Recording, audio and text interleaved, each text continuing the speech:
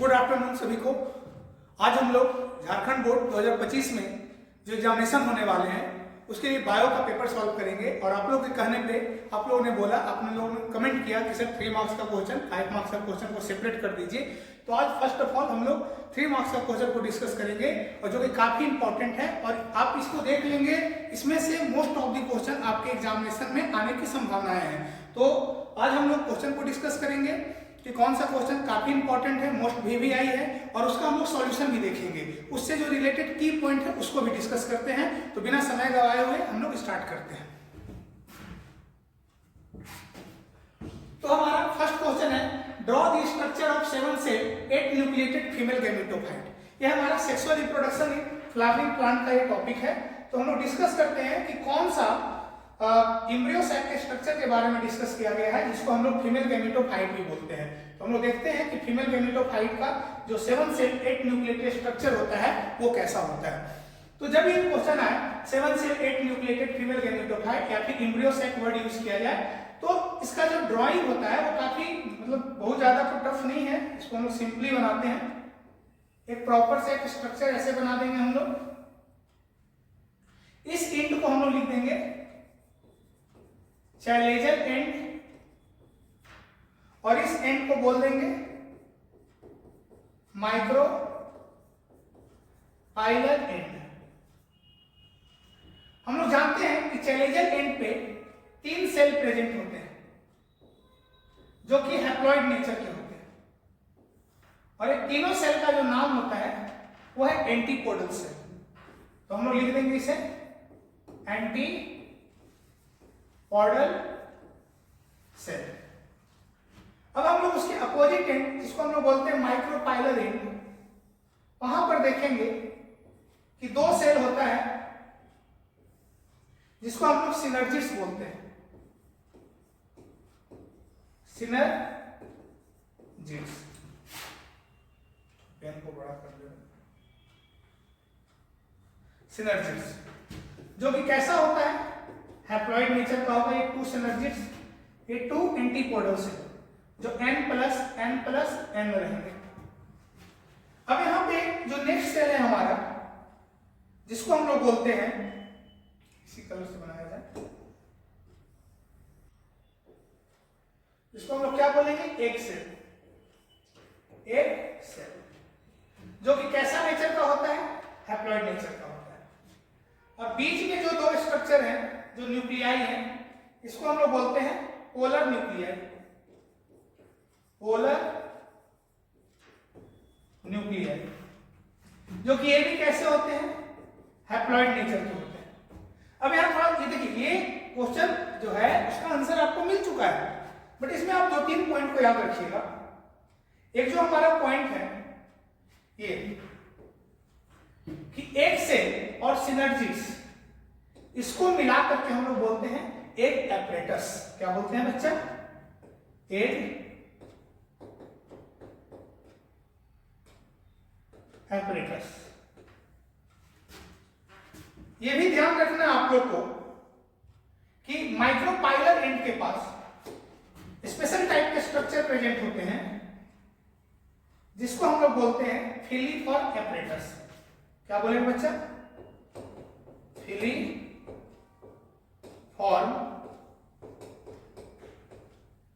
Apparatus. तो आपको इसमें मिलनी यही ध्यान रखना है कि जो चैलेंजर एंड होते हैं वहां पर 3 सेल होते हैं, जिसको हम लोग एंटीपोडल सेल बोलते हैं, जो हैप्लॉइड नेचर के होते हैं। बीच में जो सेल है ये वाला, इसको बोलते हैं सेंट्रल सेल। सेंट्रल सेल, और ये सेंट्रल सेल जो है, इसी के अंदर 2 न्यूक्लियाई प्रेजेंट होते हैं, जिसको हम लोग बोलेंगे पोलर न्यूक्लियाई।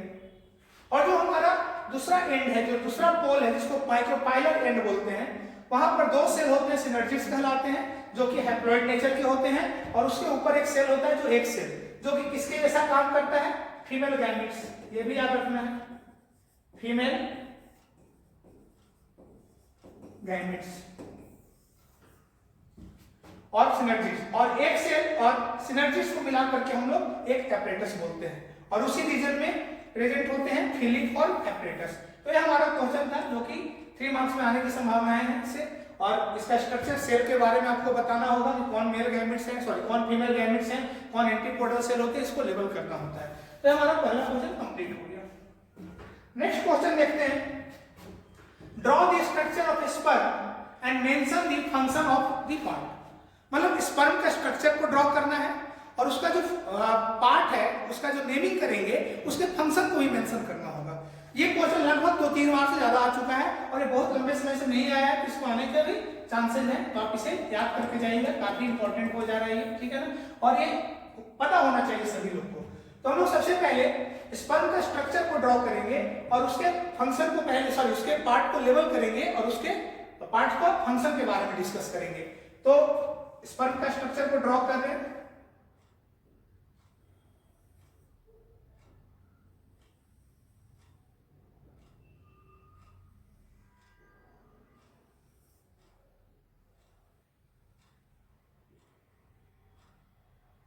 देखिए ये मिडिल पीस बना रहे हैं और ये जो स्ट्रक्चर है ये क्या है, स्पर्म का टेल। आप लोगों को पता होगा कि ये जो रीजन है इसको हम लोग क्या बोलते हैं, हेड। क्या बोलते हैं जी, हेड। आप ये रीजन को मेंशन कर भी सकते हो, नहीं भी कर सकते हो। हेड के नीचे क्या प्रेजेंट होता है, नेक। जो हमारा ये वाला रीजन है इसको बोलते हैं मिडिल पीस, मिडिल। और जो रेस्ट ऑफ द स्ट्रक्चर है इसे हम लोग बोलते हैं टेल। तो हम लोग ये जानते हैं, ये हम लोग को ऐसा फंक्शन है, इसका लेबलिंग करना है। अब हम लोग जानते हैं कि जो हेड वाला रीजन है, इस हेड वाले रीजन में एक स्ट्रक्चर होता है जिसको हम लोग बोलते हैं एक्रोजोम। क्या बोलेंगे बच्चा, एक्रोजोम। और आप लोग को बताए हैं एक्रोजोम के अंदर एक हाइड्रोलाइटिक एंजाइम प्रेजेंट होता है। फंक्शन की बात कर रहे हैं, हाइड्रोलाइटिक एंजाइम, जो क्या करता है, कोरोना रेडिएटा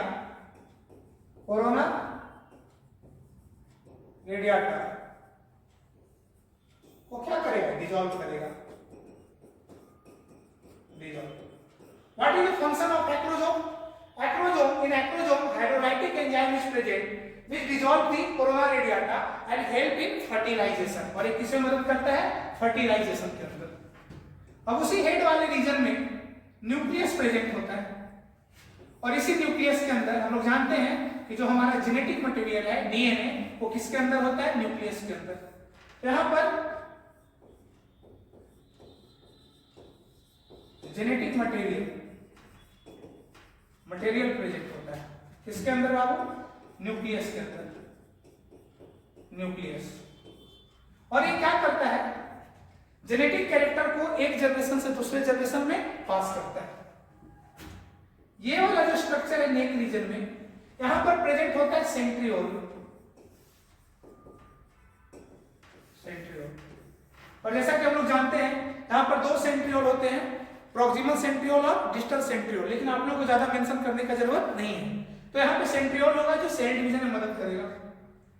यहां से फिलामेंट लाइक स्ट्रक्चर निकलते हैं और वो टेल में आगे की ओर बढ़ते जाते हैं और एक फ्लैजिला का फॉर्मेशन करेंगे।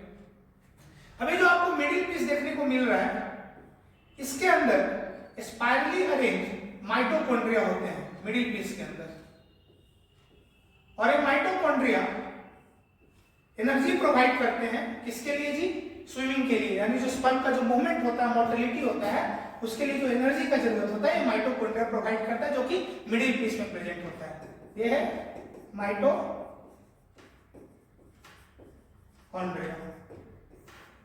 और लास्ट ये जो स्ट्रक्चर है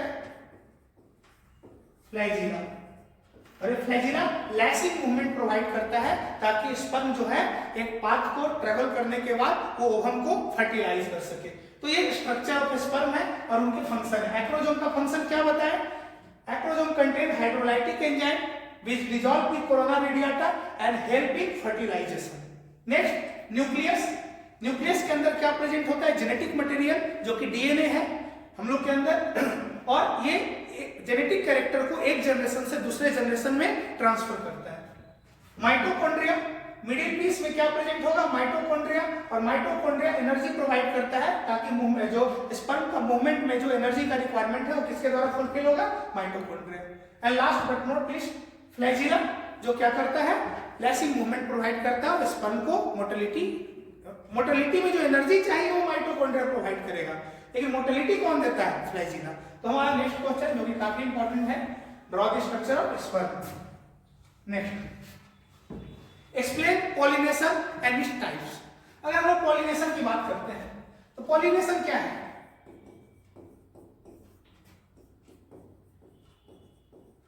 transfer of pollen grain, transfer of pollen grain from anther to stigma, anther to stigma in same flower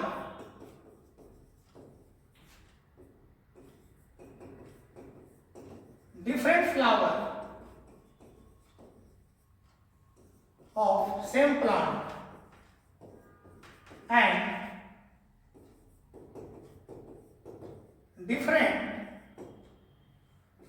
plant of same species।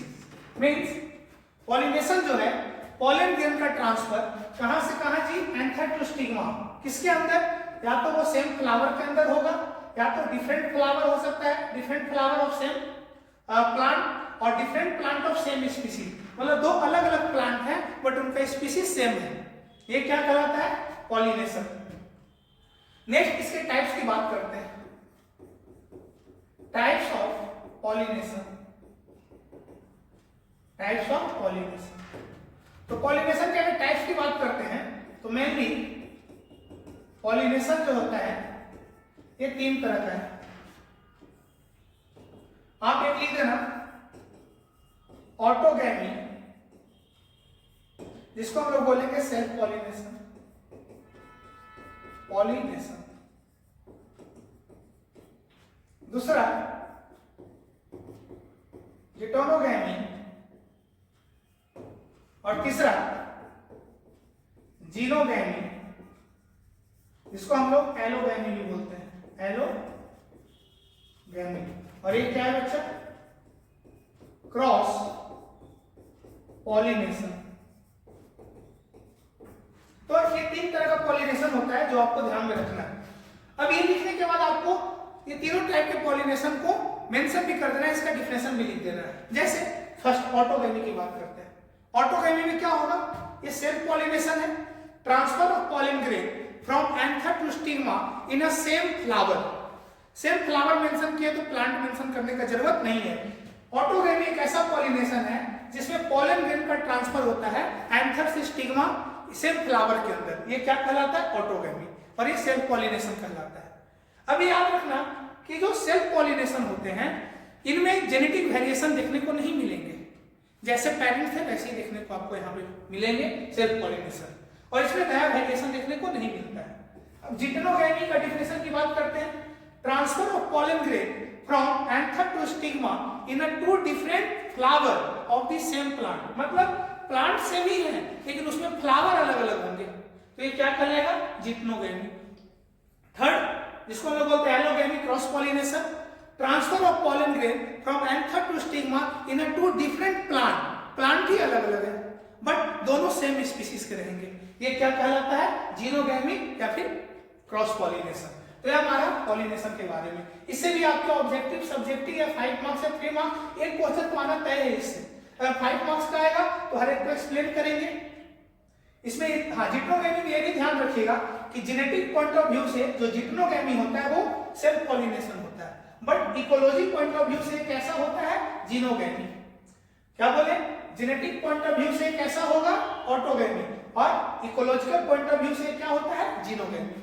तो हम लोगों ने 3 क्वेश्चन देखा, define productivity and its types, और ये भी काफी इंपॉर्टेंट क्वेश्चन है। तो प्रोडक्टिविटी क्या होता है, तो हम लोग प्रोडक्टिविटी को डिफाइन करते हैं,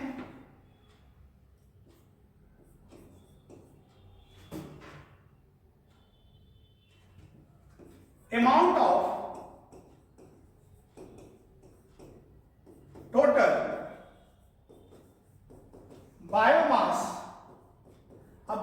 जगह पे ऑर्गेनिक मैटर भी वर्ड यूज कर सकते हो, ऑर्गेनिक मैटर।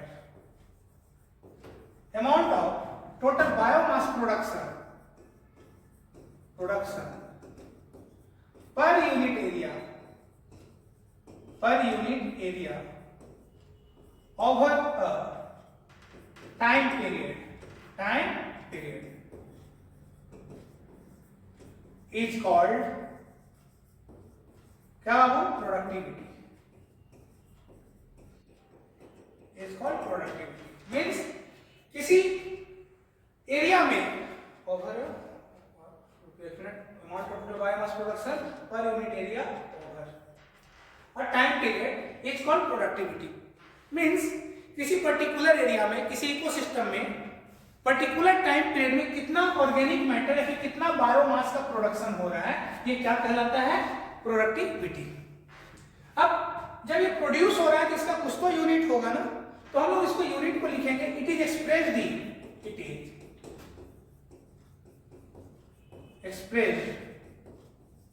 इन वेट। और अगर हम वेट में इसको एक्सप्रेस करेंगे तो क्या करेंगे? केजी ग्राम पर मीटर स्क्वायर पर एरिया, ग्राम पर मीटर स्क्वायर पर ईयर। मतलब एक साल के अंदर 1 मीटर स्क्वायर में कितना प्रोडक्शन हो रहा है, ग्राम पर मीटर स्क्वायर पर ईयर। और अगर हम लोग एनर्जी के फॉर्म में एक्सप्रेस करेंगे तो किलो कैलोरी पर मीटर स्क्वायर पर ईयर। अगर हम लोग एनर्जी के फॉर्म में एक्सप्रेस करते हैं तो किलो कैलोरी पर मीटर स्क्वायर पर ईयर, और अगर वेट के फॉर्म में एक्सप्रेस करेंगे तो ग्राम पर मीटर स्क्वायर पर ईयर। अगर हम लोग इसके टाइप्स की बात करते हैं तो प्रोडक्टिविटी का जो टाइप्स है, पहला जो है ये है प्राइमरी प्रोडक्टिविटी। प्राइमरी प्रोडक्टिविटी का मतलब समझिएगा कि जो पर्टिकुलर एरिया में प्लांट कितना बायोमास या फिर ऑर्गेनिक मैटर को प्रोड्यूस कर रहे हैं। तो इसको एक्सप्लेन कैसे करेंगे? Total amount of biomass production per unit area over a time period by producer. बस इसमें प्रोड्यूसर को हम लोग ऐड कर देंगे या फिर प्लांट्स को ऐड कर देंगे, वो क्या कहलाएगा? Primary productivity. अब प्राइमरी प्रोडक्टिविटी में दो चीज रहेगा, एक तो जीपीपी। जीपीपी का मतलब ग्रॉस प्राइमरी प्रोडक्टिविटी, और जो दूसरा होगा एनपीपी। इसमें क्या होता है? Net primary productivity. यहां ध्यान रखना है कि ग्रॉस प्राइमरी प्रोडक्टिविटी क्या होता है और नेट प्राइमरी प्रोडक्टिविटी क्या होता है। जो प्लांट ने ओवरऑल प्रोड्यूस किया वो कहलाता है जीपीपी। और तुम ही बताओ, कोई भी ऑर्गेनिज्म अगर जीपीपी प्रोड्यूस करे या फिर टोटल अमाउंट ऑफ जो बायोमास प्रोड्यूस कर रहा है, क्या वो सारा बचाएगा या खर्च करेगा? कुछ तो उसमें से खर्च करेगा ना। और जो खर्च करने के बाद जो बच जाता है वो क्या कहलाता है? एनपीपी। तो अगर हम लोग इसको इक्वेशन के फॉर्म में लिखें तो जीपीपी क्या हो जाएगा? जीपीपी एनपीपी प्लस आर, मतलब जो बचा और जो खर्च हो गया। आर का मतलब यहां क्या है? Metabolic activity. Metabolic activity means जो मेटाबॉलिज्म के दौरान जो खर्च किया गया है उसको हम लोग रिस्पिरेशन यानी आर से रिप्रेजेंट करेंगे, और इसको रिस्पिरेशन भी बोला जाता है। तो जीपीपी क्या होता है? जो उसने खर्च कर दिया और जो उसके पास बचा हुआ है, यानी net primary productivity plus respiration equal to GPP. तो एनपीपी क्या होगा? जीपीपी जितना उसने बनाया और उसमें से कुछ खर्च भी तो होगा, यानी क्या खर्च होगा? मेटाबॉलिज्म में जो एनर्जी लॉस हुआ या फिर जो वेट लॉस हुआ। वेट मतलब जो बायोमास का प्रोडक्शन जो था वो कम हुआ, सो वो एनपीपी यानी नेट प्राइमरी प्रोडक्टिविटी। जो बचा हुआ पोर्शन है वो एनपीपी कहलाता है, और जो टोटल प्रोडक्शन है वो क्या कहलाता है? जीपीपी। इसे अगर न्यूमेरिकल तो आते नहीं है, आएंगे तो आप इसको सॉल्व कर सकते हो। अब ये प्राइमरी प्रोडक्टिविटी होगा। सेकेंड हम लोग डिस्कस करेंगे secondary productivity. Secondary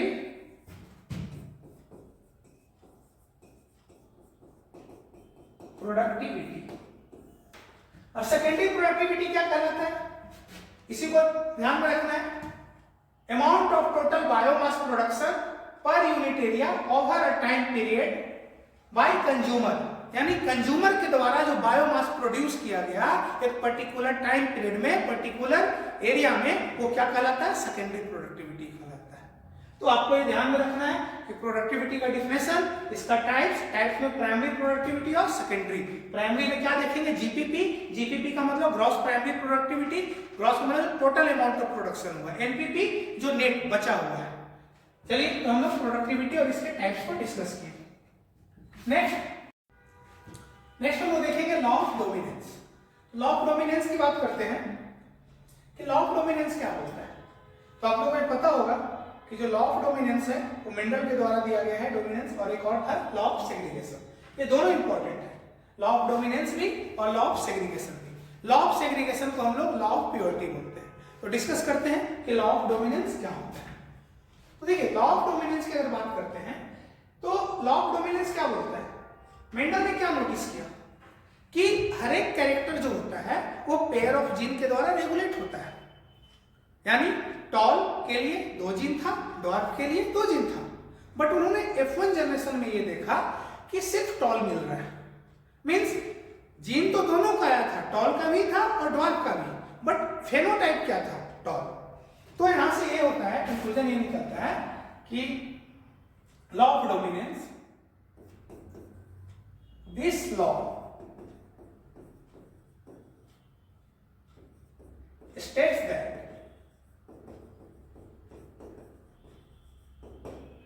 this law states that each character is regulated by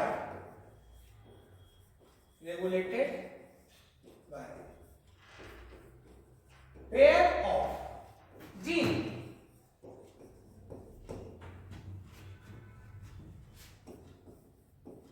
but in F1 generation only one gene express, only one gene will be express। F1 generation में क्या होता है, एक ही gene express होता है, gene which is able to express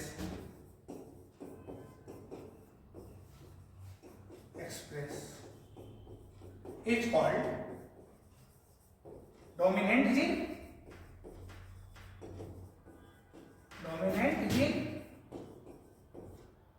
and other are called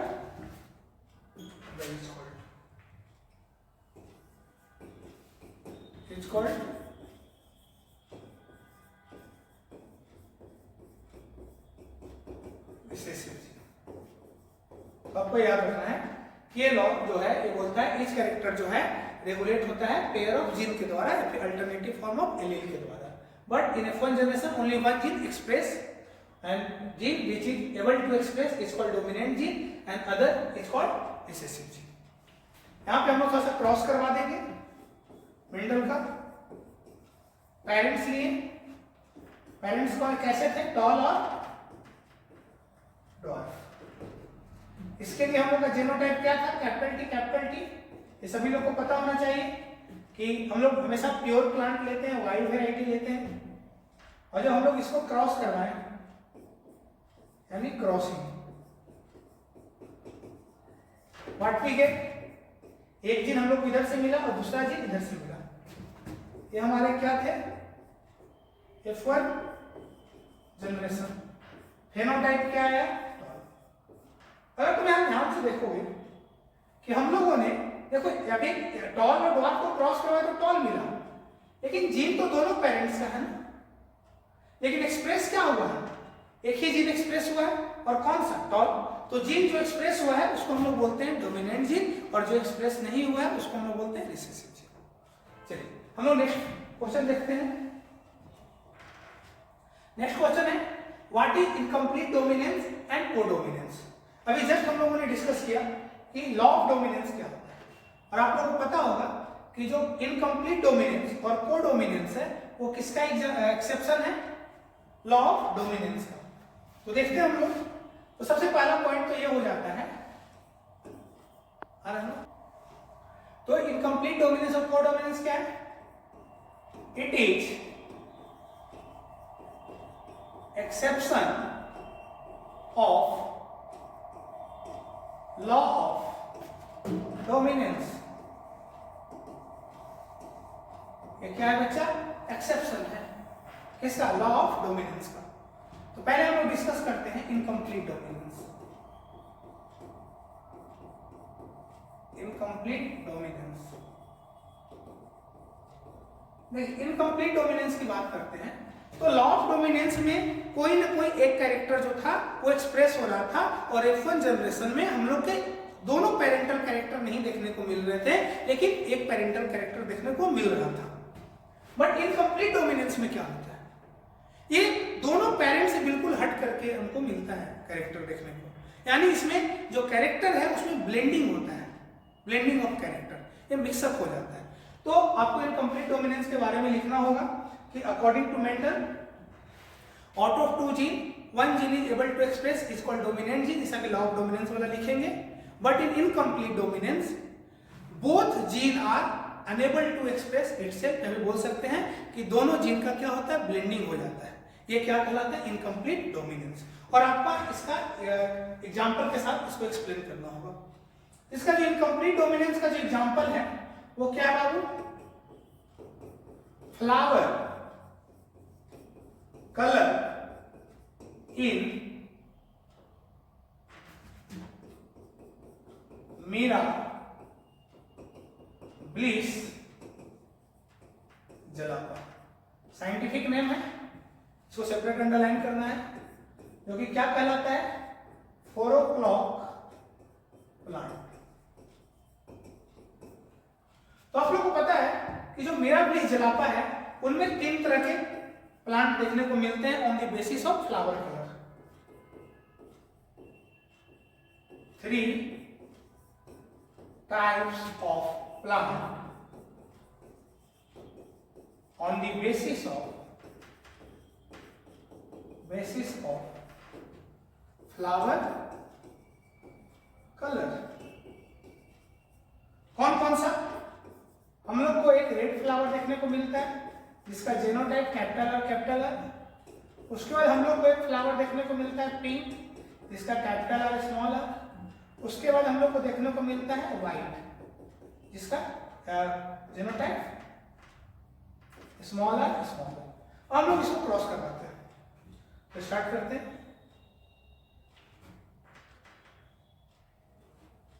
तो यहां पर जो पेरेंट्स लिए हैं वो कौन है जी, रेड कलर के फ्लावर है और व्हाइट कलर का फ्लावर है। रेड के लिए हम लोग कौन सा वर्ड यूज करेंगे, लेटर यूज करेंगे कैपिटल आर, व्हाइट के लिए स्मॉल आर। तो जो हमारा F1 प्रोजेनी आने वाला है, F1 जनरेशन लिखते हैं, प्रोजेनी चलेगा वो भी ऐसे, लेकिन जनरेशन F1 जनरेशन क्या करवाते हैं, क्रॉसिंग। हम लोग को क्या मिलता है, कैपिटल आर स्मॉल आर। अब ये फ्लावर मेंडल के अकॉर्डिंग तो रेड होना चाहिए था, क्यों, क्योंकि इसके अंदर एक कैपिटल आर है और ये डोमिनेंट को अगर शो करता है, लॉ ऑफ डोमिनेंस को, तो ये रेड होना चाहिए था। बट ये बिल्कुल हट के मिला, क्या मिला, ये पिंक। मींस व्हाइट कलर और रेड कलर को मिक्सअप कर दिया जाएगा तो पिंक कलर होगा। तो इसका कैरेक्टर का क्या हुआ, ब्लेंडिंग, ये पिंक कलर हुआ। नेक्स्ट हम लोगों ने सेल्फिंग करवाया, और जब सेल्फिंग करवाए तो हम लोगों को क्या मिला देखने को,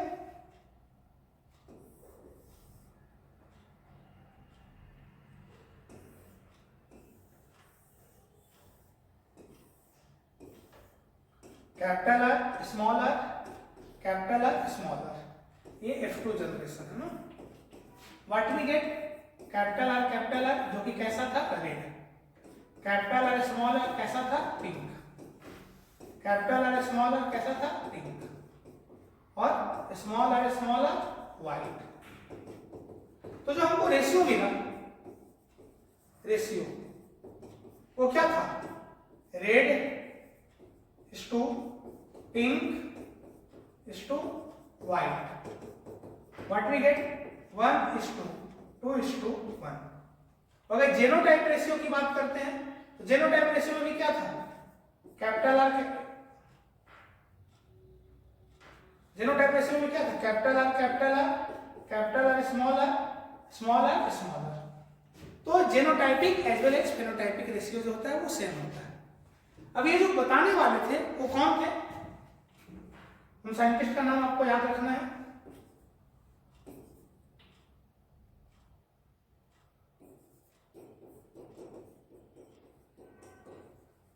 डिस्कवर्ड बाय कार्ल कोरेंस। कौन थे जी, डिस्कवर्ड बाय कार्ल कोरेंस। ये तो एक एग्जांपल हो गया किसके लिए जी, इनकम्प्लीट डोमिनेंस के लिए, जो कि फ्लावर कलर इन मिराबिलिस जेराटा। दूसरे एग्जांपल की बात करते हैं, यहां पर लिख रहे हैं सेकंड एग्जांपल,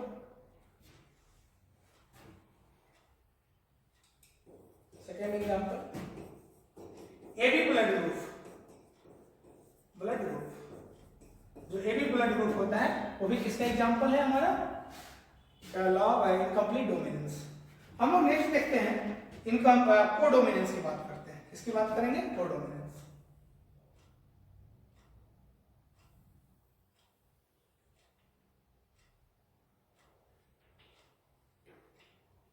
नेक्स्ट है कोडोमिनेंस,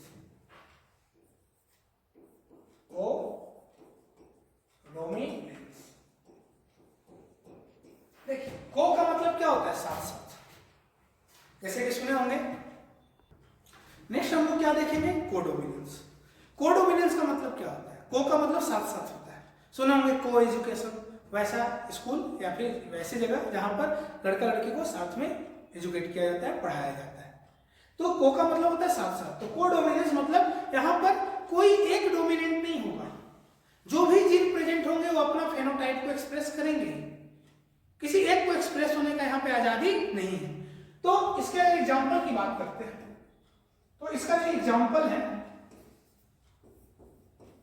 कोट कलर इन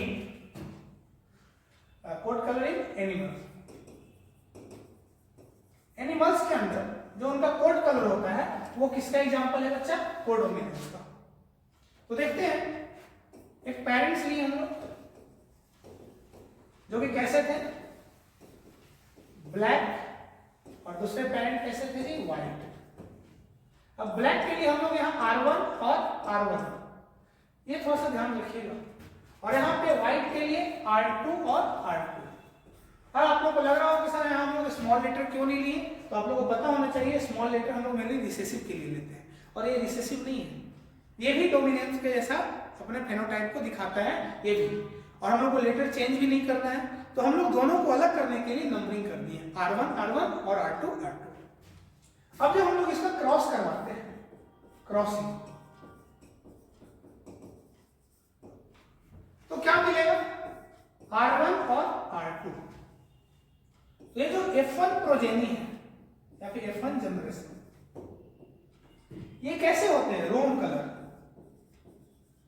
रोम का हिंदी मतलब होता है चितकबरा, मतलब व्हाइट कलर भी रहेंगे और ब्लैक कलर भी रहेंगे, व्हाइट और ब्लैक मिक्स नहीं होगा, व्हाइट और ब्लैक मिक्स हो जाएगा तब तो वो इनकम्प्लीट डोमिनेंस हो जाता। यहाँ पे व्हाइट अलग एक्सप्रेस होंगे, ब्लैक अलग एक्सप्रेस होंगे, और इसको नॉर्मल लैंग्वेज हम लोग चितकबरा बोलते हैं। तो R1 R2, अब इनका हम लोग क्या करवाते हैं, सेल्फिंग, बिल्कुल नहीं, याद रखिएगा सेल्फिंग होने के लिए बाइसेक्सुअल होना चाहिए, और यहाँ पे एनिमल जो है बाइसेक्सुअल है, तो हम लोग बोलते हैं सिव मेटिंग, यानी सिबलिंग मेटिंग। सिव मेटिंग मतलब जितने भी प्रोजेनी हैं उनको हम लोग आपस में क्रॉस करवाएंगे, उसको क्या बोलेंगे, सिव मेटिंग। तो चलिए हम लोग सिव मेटिंग करवाते हैं यहाँ पर।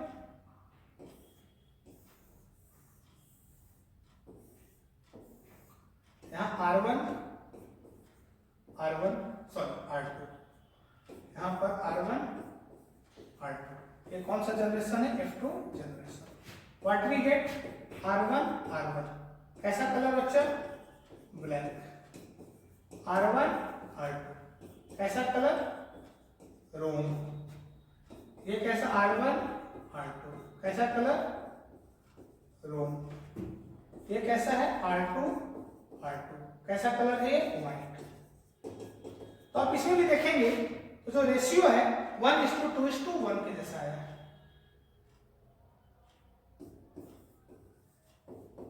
रेशियो 1:2:1। एक क्या आया है जी, ब्लैक। कितने रोम आए हैं, 2। और व्हाइट। जीनोटाइपिक रेशियो की बात करते हैं R1 R1 R1 R2 R2 R2। तो बहुत जीनोटाइपिक एंड फेनोटाइपिक रेशियो क्या होते हैं, इसमें सेम होते हैं। किसमें जी, इनकम्प्लीट डोमिनेंस और कोडोमिनेंस के अंदर। तो ये हमारा क्वेश्चन था कि इनकम्प्लीट डोमिनेंस और कोडोमिनेंस क्या होते हैं। इसको डिस्कस कर दिया गया है, आप इसे देख लीजिएगा अच्छे से। और एक काफी इंपॉर्टेंट एग्जाम में आया हुआ भी है, आगे आने का चांस है। Next, what is PCR, biotechnology. और ये 3 मार्क्स में आप इसका अगर परसेंटेज की बात करते हैं तो 80 to 90% चांस है कि क्वेश्चन आने वाला है, ठीक है ना। तो इसे थोड़ा ध्यान से देख कर जाइएगा। पीसीआर की बात करते हैं। तो पीसीआर क्या है, सबसे पहले तो इसका आपको फुल फॉर्म पता होना चाहिए। Polymerase chain reaction. ये क्या है बच्चा, पॉलीमरेज चेन रिएक्शन। ये एक टेक्निक है जिसमें हम लोग क्या करते हैं कि डीएनए को, जीन को हम लोग एम्पलीफाई करते हैं। It is a technique in which we amplify the DNA outside the body. ये एक ऐसा टेक्निक है जिसमें हम लोग डीएनए को एम्पलीफाई करते हैं बॉडी के बाहर। वो क्या कहलाता है, पॉलीमरेज चेन रिएक्शन। इससे ऑब्जेक्टिव भी इंपॉर्टेंट है और सब्जेक्टिव भी। तो आप इसका डिफिनेशन याद रखिएगा, डिफिनेशन लिख नहीं रहे हैं, बता दे रहे हैं। It is a technique in which we amplify the gene of interest या फिर जीन या फिर DNA outside the body. It is called polymerase chain reaction. ये पॉलीमरेज चेन रिएक्शन होता है। अब ये पॉलीमरेज चेन रिएक्शन पॉसिबल इसलिए हुआ क्योंकि हम लोग को एक टेम्परेचर रेजिस्टेंट एंजाइम मिला जिसका नाम था बाबू टैक पॉलीमरेज। पॉलीमरेज, ये याद रखना इंपॉर्टेंट है।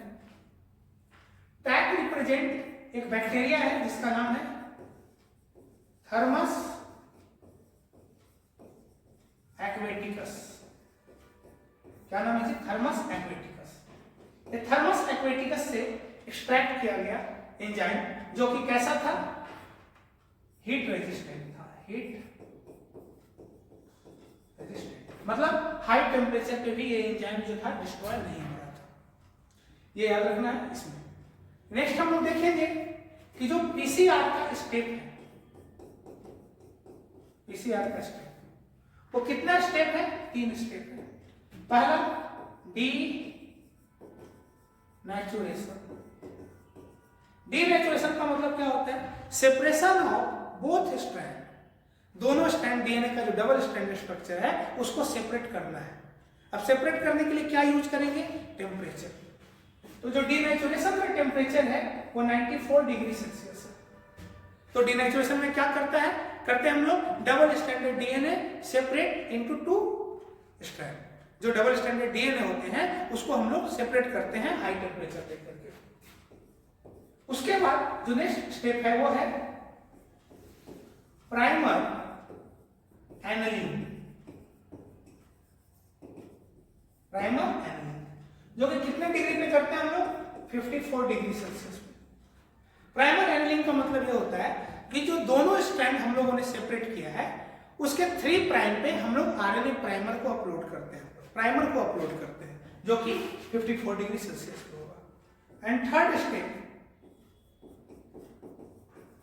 एक्सटेंशन, जो कि 72 डिग्री सेल्सियस पे होगा।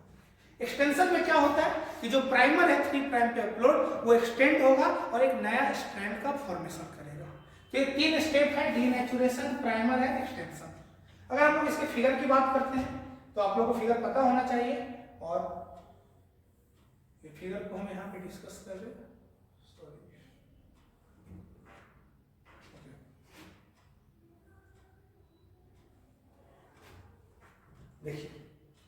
तो फिगर सबसे पहले हम लोग डीएनए लिए 5 prime 3 prime 3 prime 5 prime, double standard DNA. इसको हम लोगों ने कितना डिग्री दिया? 94 डिग्री सेल्सियस, जिससे ये क्या हो गया? दोनों सेपरेट हो गए। ये 5 प्राइम हो गया, ये 3 प्राइम, ये 3 प्राइम और ये 5 प्राइम, ये 3 प्राइम, ये 5 प्राइम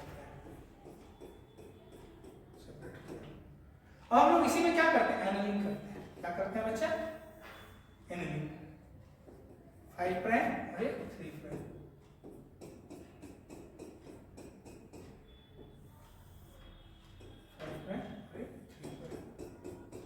तो हम लोग इसके 3 प्राइम पे क्या कर देंगे? प्राइमर को अपलोड कर देंगे, जो कि कितना डिग्री पे होने वाला है? 54 डिग्री सेल्सियस पे। अब जो लास्ट स्टेप है, जो क्या कहलाता है? एक्सटेंशन, जो कि 72 डिग्री सेल्सियस पे होगा। इसमें देखोगे ये 5 प्राइम 3 प्राइम। अभी जो प्राइमर है ये इस डायरेक्शन में जाएगा और डीएनए को सिंथेसाइज कर देगा। क्या बनेगा हमारे यहाँ पे? 3 प्राइम और ये 5 प्राइम। ऐसा ही दूसरे स्ट्रैंड के साथ में होने वाला है। यहाँ पे क्या हो जाएगा? ये 3 प्राइम और ये 5 प्राइम। यहाँ से प्राइमर आगे की ओर बढ़ा और ये 5 प्राइम, ये 3 प्राइम। तो हुआ क्या? अब देखो, इसी को हम लोग क्या करते हैं? रिपीट कर देते हैं, ठीक है ना, प्रोसेस को मेनी टाइम्स। यही कहलाता है पीसीआर। तो हम लोगों ने पीसीआर देखा। इससे रिलेटेड क्वेश्चन जो होते हैं वो ये आएगा कि पीसीआर जो है उसका फुल फॉर्म सबसे पहले आपको पता होना चाहिए। पॉलीमरेज चेन रिएक्शन, कौन सा एंजाइम यूज होता है? Tag polymerase. टैग पॉलीमरेज का सोर्स क्या है? तो थर्मस एक्वेटिकस, एक थर्मस बैक्टीरिया है। Next PCR. नेक्स्ट हम लोग देखते हैं कि explain homologous and analogous organ with example, यानी इवोल्यूशन का काफी इंपॉर्टेंट क्वेश्चन है और ये आप इसका श्योरिटी 100% ले लीजिए कि एग्जाम में टपकना तय है, यानी आने वाला है। तो क्वेश्चन ये आया हुआ है, explain homologous and analogous organ with example, या फिर ये भी आप बोल सकते हो differentiate between homologous and analogous organ. आपको याद ये रखना है कि होमोलोगस ऑर्गन कहते किसको है? होमोलोगस ऑर्गन, और इसका एग्जांपल भी ध्यान में रखना है। देखिए, होमोलोगस ऑर्गन वैसे ऑर्गन को बोलते हैं जिसका क्या होगा? वो स्ट्रक्चर सेम हो, ओरिजिन सेम हो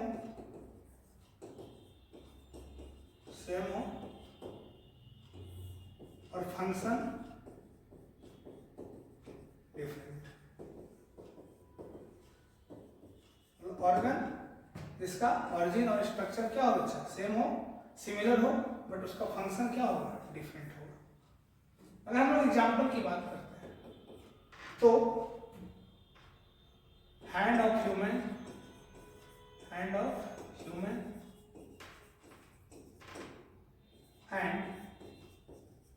4 limb ऑफ चीता। अभी कोई भी मैमल्स की बात करते हैं, या फिर ये बोल सकते हो विंग्स ऑफ बैट, चमगादड़ का पंख, एंड हैंड ऑफ ह्यूमन। जितने भी मैमल्स हैं उनका जो 4 limb है वो क्या है? होमोलोगस ऑर्गन का एग्जाम्पल है। क्यों? क्योंकि ये सारे ऑर्गेनिज्म के अंदर, ये सारे मैमल्स के अंदर इनका जो इंटरनल स्ट्रक्चर है, जो बोन का जो अरेंजमेंट है, बोन का जो नंबर है वो सेम है। ह्यूमरस, रेडियस अल्नम, कार्पल, मेटाकार्पल और फाइलेंजेस। बट इनका फंक्शन क्या है? डिफरेंट है। जैसे कि बैट का जो विंग्स है वो क्या करने के काम आएगा? उड़ने के काम आएगा। लेकिन इंसान का जो हाथ है वो क्या चीज के काम आएगा? किसी चीज को होल्ड करने के। चीता का जो पैर है वो रनिंग के लिए काम आ रहा है, बट हम लोग का जो हैंड है वो होल्डिंग के लिए काम आ रहा है। हॉर्स का जो फोरलिम्ब है, ह्यूमन का जो फोरलिम्ब है, ये दोनों के स्ट्रक्चर सेम ही है, यानी humerus, radius ulna, carpal, metacarpal और फेलेंजेस प्रेजेंट है, बट सबका जो फंक्शन है वो अलग अलग होते हैं। तो ये हमारा होमोलोगस ऑर्गन का एग्जांपल हो गया। दूसरा,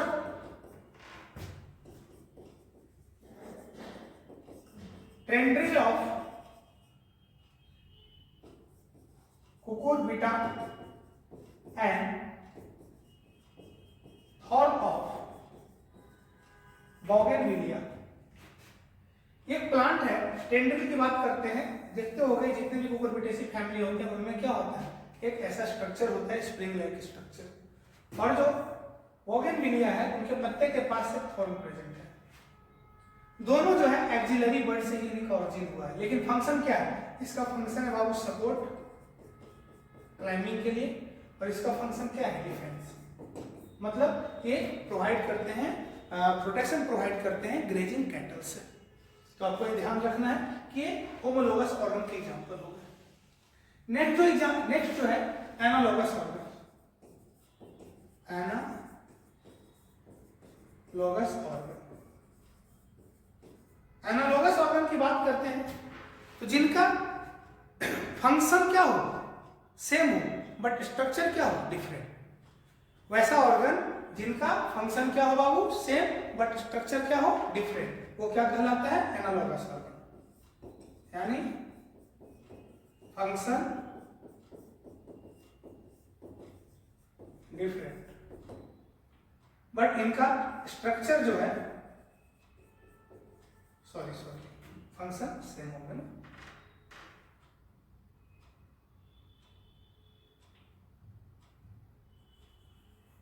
फंक्शन क्या होगा जी, सेम, फंक्शन सेम, स्ट्रक्चर क्या है, different.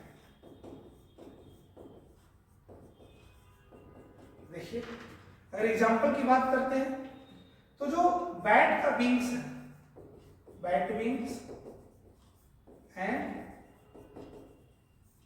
Wings of butterfly, bat wings of butterfly, तो इनके स्ट्रक्चर की बात करते हैं, इनका स्ट्रक्चर तो अलग है लेकिन फंक्शन क्या है, सेम है। बैट के विंग्स में क्या होता है, बोन प्रेजेंट होता है, बट बटरफ्लाई के विंग्स में बोन प्रेजेंट नहीं होता है, लेकिन दोनों का फंक्शन क्या है, फ्लाइंग, दोनों जो है उड़ने के काम आते हैं। दूसरे एग्जांपल की बात करते हैं, स्वीट पोटैटो एंड पोटैटो,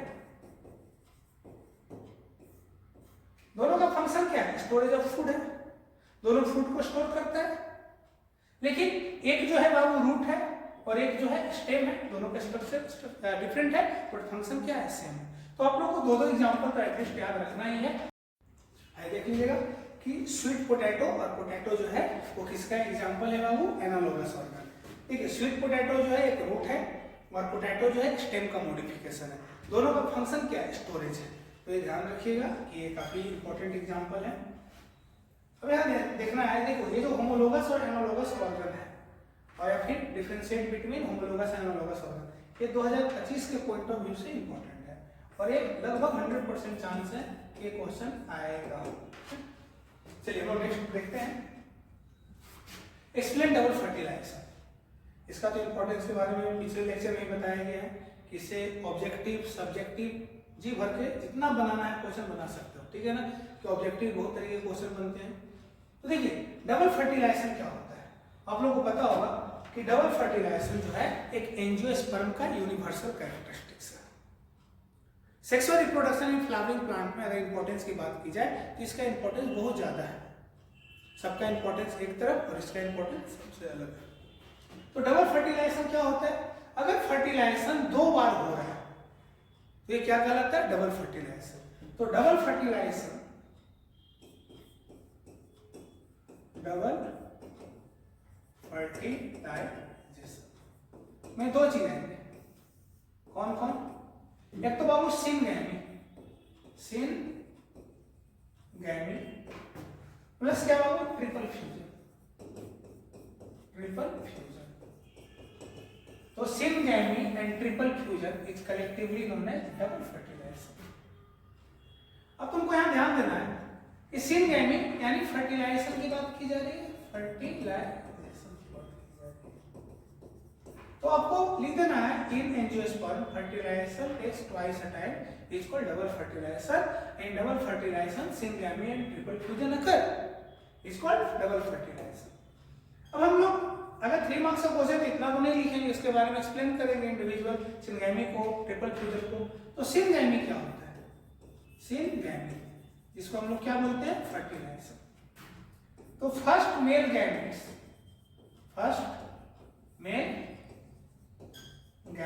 जो है ये किससे फ्यूज करता है? फ्यूज विथ एक सेल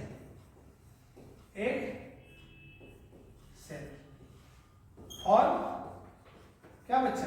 जाइगोट, फॉर्म जाइगोट। ये क्या कहलाता है? सिनगैमी। मतलब सिनगैमी में जो पहला मेल गैमेट्स होता है वो एक सेल के साथ यानी फीमेल गैमेट्स के साथ फ्यूज करता है और एक कहलाता है सिनगैमी, जिसका रिजल्ट क्या होता है वो जाइगोट। और आप लोगों को पता है कि जाइगोट जो होता है वो डिप्लॉइड होता है, यानी सिनगैमी में प्लोइडी जो बनने वाला है वो डिप्लॉइड बनेगा। दूसरा बाबू ट्रिपल फ्यूजन। ट्रिपल फ्यूजन में क्या होता है कि जो हमारा सेकेंड मेल गैमेट्स, आप लोगों को पता होगा कि जो हमारा जनरेटिव सेल था वही डिवाइड करके दो गैमेट्स का फॉर्मेशन किया था, मेल गैमेट्स का। तो जो सेकेंड मेल गैमेट्स है वो फ्यूज करता है, fuse with secondary nucleus. Secondary nucleus, तो आप लोगों को ये भी पता होना चाहिए सेकेंडरी न्यूक्लियस कैसे बनता है। Secondary nucleus form with fusion of two polar nuclei, two polar nuclei. जब दो पोलर न्यूक्लियाई फ्यूज करते हैं तो सेकेंडरी न्यूक्लियस का फॉर्मेशन होता है। और आपको ये पता होगा कि दो पोलर न्यूक्लियाई n+n ये फ्यूज करके क्या बनाएंगे? 2n। और 2n यानी सेकेंडरी न्यूक्लियस जो होता है वो 2n होता है और जो मेल गैमेट्स होता है वो n होता है। तो ये फ्यूज करके क्या बना देगा? 3n। और इस 3n स्ट्रक्चर को हम लोग बोलते हैं पेन, यानी प्राइमरी एंडोस्पर्म न्यूक्लियस। और यही आगे जाकर के क्या चीज का फॉर्मेशन करता है? एंडोस्पर्म, जो कि एक न्यूट्रिटिव टिश्यू। तो बोलने का मतलब है कि डबल फर्टिलाइजेशन में आपको सिनगैमी पता होना चाहिए, ट्रिपल फ्यूजन, और ये दोनों को मिलाकर के हम लोग क्या बोलते हैं? Double fertilisation. And double fertilisation is the universal characteristics of angiosperm, जिसका रिजल्ट ये होता है कि एक तो जाइगोट का फॉर्मेशन होता है और दूसरा जो होता है पेन का फॉर्मेशन होता है। अब इससे ये भी क्वेश्चन ऑब्जेक्टिव में आते हैं कि how many nuclei participate in triple fusion. तो आप बताओ ना कि कितना न्यूक्लियस पार्टिसिपेट कर रहा है ट्रिपल फ्यूजन में। तो ट्रिपल फ्यूजन में एक न्यूक्लियाई ये बाबू और यहाँ पे दो न्यूक्लियाई ये फ्यूज कर रहा है, तो ट्रिपल फ्यूजन में 3 न्यूक्लियाई। और इसमें कितना न्यूक्लियाई पार्टिसिपेट कर रहा है? तो देखो तो जाइगोट में यानी एक सेल का एक न्यूक्लियाई और सेकेंड मेल गैमेट्स का एक न्यूक्लियाई, तो टोटल कितना न्यूक्लियाई पार्टिसिपेट कर रहा है? सिनगैमी में 2 न्यूक्लियाई। तो how many nuclei participate in double fertilisation? Answer goes to 5 nuclei. अगर डबल फर्टिलाइजेशन में पूछ रहा है तो 5, अगर ट्रिपल फ्यूजन में पूछ रहा है तो 3। लेकिन वही अगर गैमेट्स की बात करेंगे, how many gametes participate in triple fusion double fertilisation, तो एक गैमेट्स यहाँ पे फ्यूज किया है, एक गैमेट्स यहाँ फ्यूज किया है और एक गैमेट्स यहाँ, तो 3 गैमेट्स। तो ये हमारा एक्सप्लेन डबल फर्टिलाइजेशन हो चुका है और ये काफी इंपॉर्टेंट है, ये भी ध्यान रख के जाना है 2025 के पॉइंट ऑफ व्यू से। Next, what is immunity? Discuss its types. ये प्रीवियस ईयर भी क्वेश्चन है और ये 3 मार्क्स में आने लायक है ये क्वेश्चन। तो इम्यूनिटी की बात करते हैं। इम्यूनिटी होता क्या है? Ability to fight with pathogen, यानी हमारे बॉडी का वो एबिलिटी जो पैथोजन से हम लोग को प्रोटेक्ट करता है या फिर पैथोजन से फाइट करता है। किस पर्पस के लिए?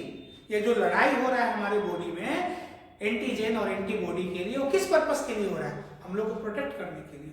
तो जो ability to fight with pathogen वो क्या कहलाता है? इम्यूनिटी। अब इम्यूनिटी के टाइप्स की बात करते हैं, डेफिनेशन लिखना होगा। Ability to fight with pathogen, pathogen, या फिर आप पैथोजेन की जगह फॉरेन सब्सटेंस को भी वर्ड यूज कर सकते हो। Ability to fight pathogen is called immunity, immunity. अब इम्यूनिटी के टाइप्स की बात करते हैं। तो इम्यूनिटी का जो टाइप्स होता है मेनली दो तरह का होता है। देखिए अगर जब भी ऐसा क्वेश्चन आए ना तो फ्लो डायग्राम बना करके उसको मेंशन किया कीजिए, वो ज्यादा अच्छा रहता है। एक तो क्वालिटी भी दिखता है और क्वांटिटी भी दिखता है। तो इम्यूनिटी की बात करेंगे। इम्यूनिटी को हम लोगों ने क्या किया, दो भाग में बांटा। एक इम्यूनिटी जो हम लोग को जन्म से मिला है, सबको मिला है, जो क्या करता है हमारे बॉडी को प्रोटेक्ट करता है फॉरेन पार्टिकल से। एग्जांपल के लिए स्किन, ईयर, फीवर, यानी जो हम लोग जन्म से लेते हैं उसको हम लोग क्या बोलते हैं बाबू, इनेट इम्यूनिटी। देखिए अब इसका ही बहुत तरह का नेम होता है, इनबॉर्न इम्यूनिटी, तो सारा अभी बताने का मतलब नहीं है, ठीक है ना। अगर आप क्लास किए होंगे तो सारा कुछ डिटेल में बताया गया है, अभी जितना जरूरत है उतना ही बताया जाएगा। इनेट इम्यूनिटी और दूसरा एक्वायर्ड इम्यूनिटी, ठीक है। तो इनेट इम्यूनिटी और एक्वायर्ड इम्यूनिटी। एक्वायर्ड इम्यूनिटी की बात करते हैं तो ये भी कितने तरीके का होता है, दो तरीके का। कौन होता है बच्चे, एक्टिव और पैसिव। और आप लोग इतना समझदार हैं ही, इनेट इम्यूनिटी जो जन्म से हम लोग के साथ रहेगा, immunity which present from the birth is known as innate immunity, और acquired immunity, immunity which acquired during the lifetime is called acquired immunity. Acquired immunity में एक्टिव और पैसिव। एक्टिव का मतलब जो हमारी बॉडी में बनाया गया है, इसमें क्या किया, हमारा बॉडी खुद बनाया है। पैसिव का मतलब बना बनाया मिला हुआ है। इसका भी होता है नेचुरल और आर्टिफिशियल, ये भी नेचुरल आर्टिफिशियल होता है। तो इतना ज्यादा डिटेल में लिखने की जरूरत नहीं है। इम्यूनिटी को डिफाइन करेंगे, टाइप्स लिखेंगे, इनेट को डिफाइन करेंगे, एक्वायर्ड को डिफाइन करेंगे, एक्वायर्ड में एक्टिव को डिफाइन करेंगे, पैसिव, सफिशिएंट है 3 मार्क्स के पॉइंट ऑफ व्यू से, ये लिख लेना है। Next question, what is food chain. अगर 3 मार्क्स की बात करेंगे तो फूड चेन इंपॉर्टेंट है, 5 मार्क्स में पिरामिड। तो सबसे पहले फूड चेन की बात करते हैं। फूड चेन क्या है, जो अरेंजमेंट ऑफ ऑर्गेनिज्म को अरेंज करते हैं, जिसमें फूड का फ्लो होता है एक ट्रॉपिक लेवल से दूसरे ट्रॉपिक लेवल पे। फ्लो ऑफ फूड, या फिर बोल सकते हैं कि arrangement of organism on the basis of trophic level in which food transfer from one trophic level to next trophic level is called food chain. अब इसके टाइप्स की बात करते हैं। तो सबसे पहले आपका क्या लिखना है, फूड चेन। फूड चेन को आप डिफाइन कर दीजिए, arrangement of organism on the basis of trophic level in which food transfer from one trophic level to next trophic level या फिर successive trophic level, it's called food chain. अगर हम लोग इसके टाइप्स की बात करते हैं, टाइप्स ये इंपॉर्टेंट है, types of food chain. Types of food chain में 3 तरीके का होता है। कौन कौन सा, ग्रेजिंग फूड चेन,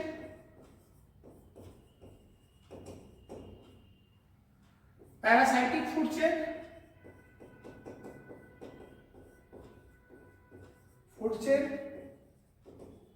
और डेट्राइटस फूड चेन।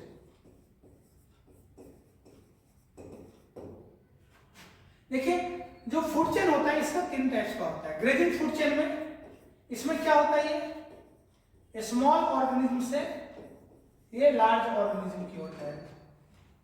पैरासाइटिक में क्या होगा, लार्ज से स्मॉल की ओर जाएगा। चलिए यहां ध्यान देते हैं कि लार्ज फूड चेन यानी ग्रेजिंग फूड चेन का एग्जांपल की बात करते हैं। तो फर्स्ट ऑफ ऑल इसे थोड़ा बड़ा कर देते हैं।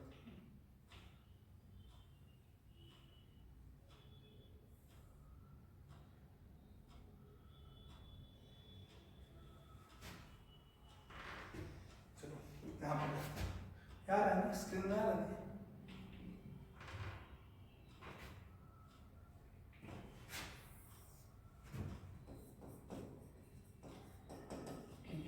ग्रेजिंग फूड चेन स्क्रीन में आ रहा है। अच्छा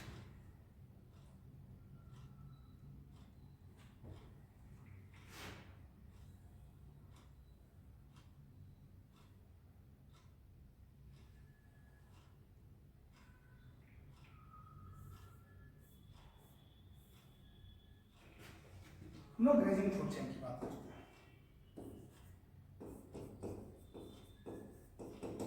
ग्रेजिंग फूड चेन हम लोग देखते हैं ग्रेजिंग फूड चेन में जो एनर्जी का ट्रांसफर होता है, जो फूड का ट्रांसफर होता है, तो कहां से होता है जी? Small organism to large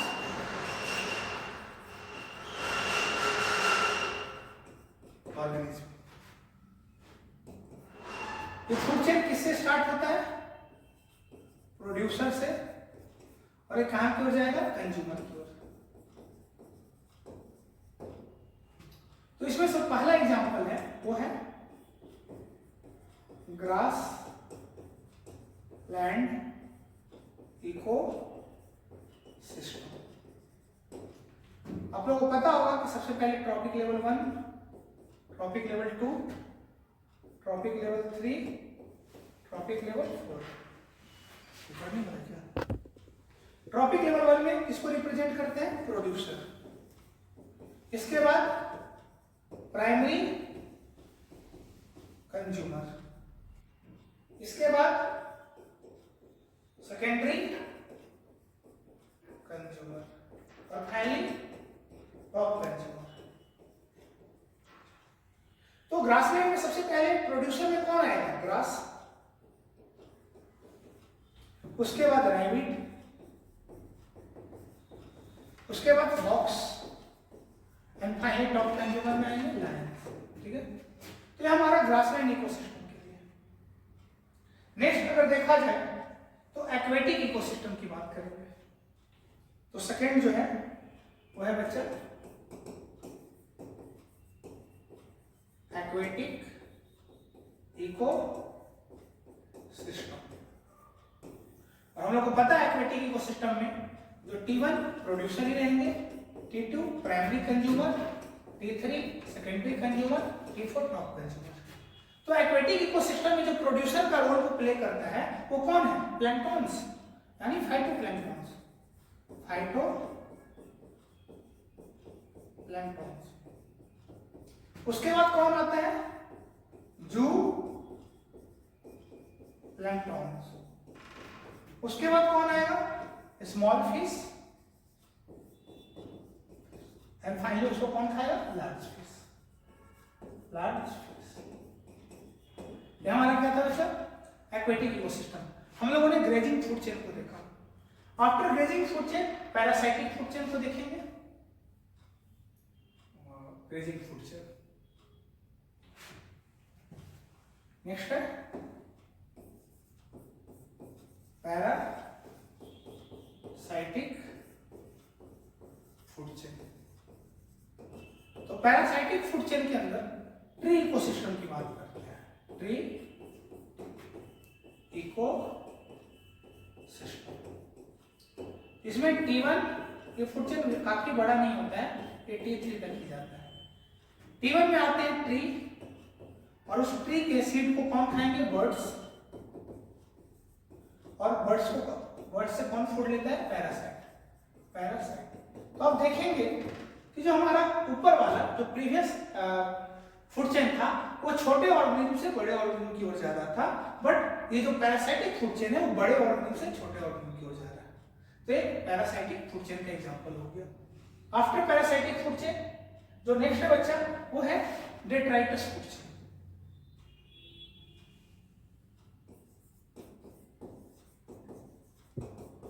detritus food chain. अब डेट्राइटस फूड चेन में इसमें जो ऑर्गेनिज्म होते हैं वो अपना जो खाना है वो डेड डिकेइंग मैटर से ऑब्टेन करते हैं। कोई भी ऑर्गेनिज्म का डेथ होगा उनमें जो पैरासाइट्स है, पैरासाइट्स नहीं बोलेंगे, बैक्टीरिया, फंगस, सैप्रोट्रॉप्स बोलेंगे, सैप्रोफाइट्स की बात कर रहे हैं, वो क्या करते हैं? न्यूट्रिएंट्स को एब्जॉर्ब करना स्टार्ट करते हैं। तो डेड और डिकेइंग, डेड और क्या? डिकेइंग मैटर यहाँ पे क्या करते हैं? ये T1 पे रोल को प्ले करते हैं, और T2 में कौन रहेगा? बताओ जल्दी से। बैक्टीरिया और क्या बच्चा? फंगस। तो ये हमारा डेट्राइटस फूड चेन है। तो बोल सकते हैं कि किसी भी ऑर्गेनिज्म का डेथ होता है तो वहां से कौन स्टार्ट होता है, डेट्राइटस फूड चेन स्टार्ट होता है। तो अगर देखा जाए तो 3 मार्क्स के पॉइंट ऑफ व्यू से काफी बड़ा हो गया सॉरी। तो हम लोग 3 मार्क्स में इतना तो लिखना है नहीं, ठीक है, और इतना लिखोगे तो आप लोग का लगभग 1 से 2 पेज चला जाएगा। तो बस आप इसका ध्यान रखिएगा कि ग्रेजिंग फूड चेन हम लोग मेंशन करेंगे। ग्रेजिंग फूड चेन के बाद 3 तरह का फूड चेन होता है, उसको आप ध्यान में रखिएगा। और इसके टाइप्स की बात करेंगे, grazing food chain, parasitic food chain और डेट्राइटस फूड चेन। नेक्स्ट जो है draw the diagram of DNA double helix. ये क्वेश्चन पहले बहुत ज्यादा रिपीट होता था, लेकिन एक 2 साल से 2023 और 2024 में नहीं आया है। और जब 2023 और 2024 में नहीं आया है तो 2025 के लिए क्या हो जा रहा है, तो देखा जाए तो लगभग 99% इसके भी चांस है कि आएंगे, ठीक है। Draw the diagram of DNA double helix. तो सबसे पहले ये जो मॉडल दिया गया था वाटसन एंड क्रिक ने दिया था। तो डबल हेलिक्स स्ट्रक्चर को बनाने के लिए, डबल हेलिक्स स्ट्रक्चर को बनाने के लिए हम लोग क्या करते हैं, 2 लाइन को ड्रॉ कर लेंगे।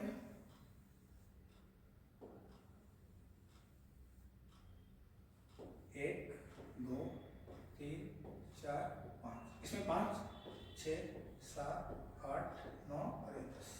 ये कंप्लीट फोल्डिंग है, कंप्लीट रिवॉल्विंग है।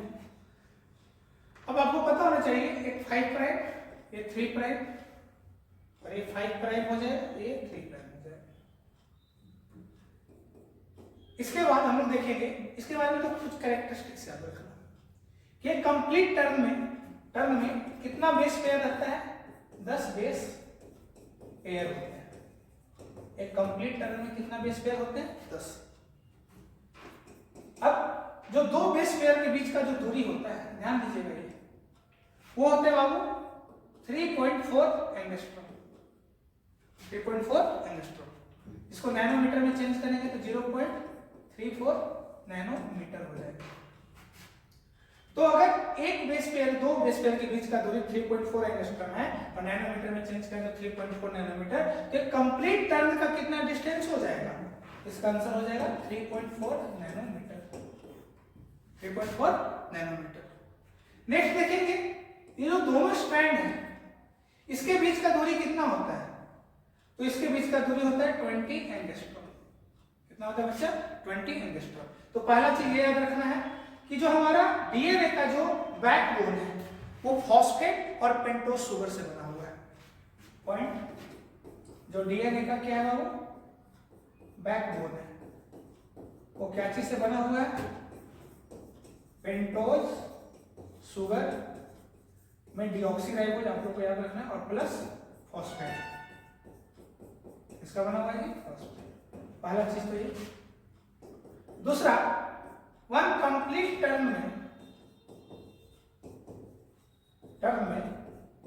10 बेस पेयर होते हैं। इसी की वजह से कंप्लीट टर्म का जो डिस्टेंस होता है, जो लेंथ हो जाता है, वो हो जाता है वो 3.4 नैनोमीटर। 2 बेस पेयर के बीच का दूरी डिस्टेंस, जो डिस्टेंस होते हैं वो कितने होते हैं, 3.4 एंगस्ट्रॉम। नैनोमीटर में 0.34 नैनोमीटर। 2 स्ट्रैंड के बीच का दूरी जो होता है वो होता है 20 एंगस्ट्रॉम। अब नेक्स्ट देखना है, अब इसमें और क्या लिख सकते हैं, ऐसे पॉइंट तो बहुत सारा है लेकिन आपको ज्यादा लिखना नहीं है। आप ये लिख देना, एडेनिन जो है थाइमिन के साथ 2 हाइड्रोजन बॉन्ड के साथ, गुआनिन जो है साइटोसिन के साथ 3 हाइड्रोजन बॉन्ड के साथ। और क्या लिखते हैं, ये रिवॉल्विंग, एक जो डीएनए होता है वो एंटी पैरेलल होता है, एंटी पैरेलल होते हैं। और ये क्या होता है, कंप्लीमेंट्री स्ट्रैंड प्रेजेंट होते हैं, कंप्लीमेंट्री स्ट्रैंड प्रेजेंट होते हैं। अगर एक स्ट्रैंड जो है 5 प्राइम से 3 प्राइम की ओर है तो जो दूसरा स्ट्रैंड होगा, तो जो सेकंड स्ट्रैंड होगा वो क्या होगा, वो 3 प्राइम से 5 प्राइम। मतलब anti parallel and polar, polarity रहता है इन लोग का 5 प्राइम से 3 प्राइम, 3 प्राइम से 5 प्राइम, और एक एंटी कॉम्प्लीमेंट्री होता है और एक रिवॉल्विंग लैडर के जैसा होता है। तो हम लोगों ने 3 मार्क्स का क्वेश्चन जो भी था मेरे पॉइंट ऑफ व्यू से जितना मुझे लगा कि इंपॉर्टेंट है, और एग्जाम होगा तो आपको पता चल ही जाएगा कि जो गेस किया हुआ क्वेश्चन है वो कितना इंपॉर्टेंट है, तो बताया गया। तो आप इसे एक बार देख लीजिएगा, एक सॉल्यूशन है। और यह ध्यान दीजिएगा, हम जो बताए हैं आपको उसी वे में नहीं लिखना है, आपको अलग लिखना है। हम बस उसको जितना जल्दी से जल्दी कंप्लीट करने की कोशिश किए, शॉर्ट में उसको बताने की कोशिश किए। तो आपका 3 मार्क्स है, सारे क्वेश्चन को आप पढ़ के जाएंगे, अच्छे से आप लिखने का प्रैक्टिस कर लीजिए। अभी से नोट्स में सारा बताया हुआ है, आप उसको अच्छे से लिख लीजिए कि ये क्वेश्चन अगर 3 मार्क्स में आता है तो कैसे लिखेंगे, 5 मार्क्स में आता है तो कैसे लिखेंगे। आप एक बार लिख लेंगे, आपको पैटर्न पता चल जाएगा, तो आपके लिए सुविधाजनक होगा। बाकी जो 5 मार्क्स का जो क्वेश्चन है, इंपॉर्टेंट क्वेश्चन, उसको हम लोग नेक्स्ट वीडियो में जल्दी अपलोड करेंगे। अभी के लिए इतना ही, और उम्मीद करते हैं कि आप लोग का एग्जाम काफी अच्छा जाएगा।